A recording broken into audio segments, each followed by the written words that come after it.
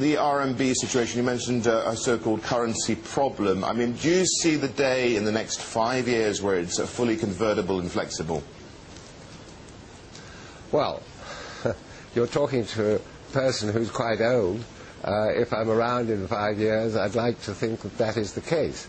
I think we've all got to move towards that opportunity, and I think the challenge also is whether we should move towards an international currency, because the speculation and the complexity of currency has caused some of the irritation, not only among the trading nations, but among individuals.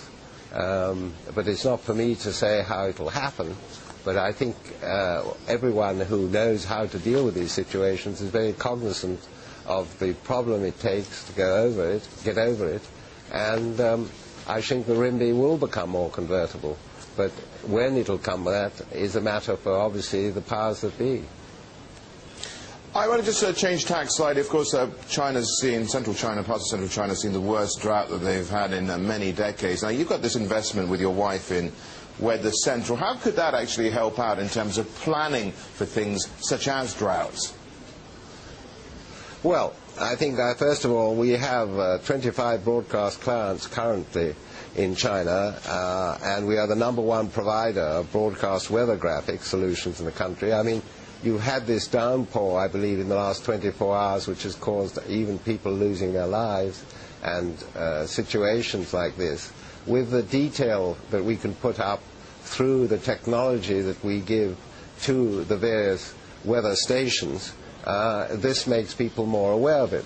On the whole, it's a question of giving the opportunity. I mean, we have also launched an operation called My Weather, which gains access to the first truly personalized weather application for the web and mobile devices. You can go up on myweather.com and you can find out within a kilometer of where you are what is going to happen to the weather. It also gives a 10-day forecast. I think we've got to be aware that we're living in a time, I'm not going to get into the subject, which is a huge subject of climate change, but we do have variations of all sorts around the world. Certainly in England we have very precarious weather. We've had a drought up until about 10 days ago.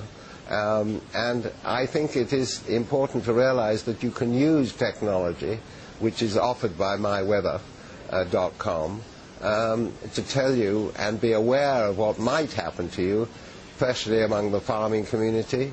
Also, we are very interested in helping wind power because it gives...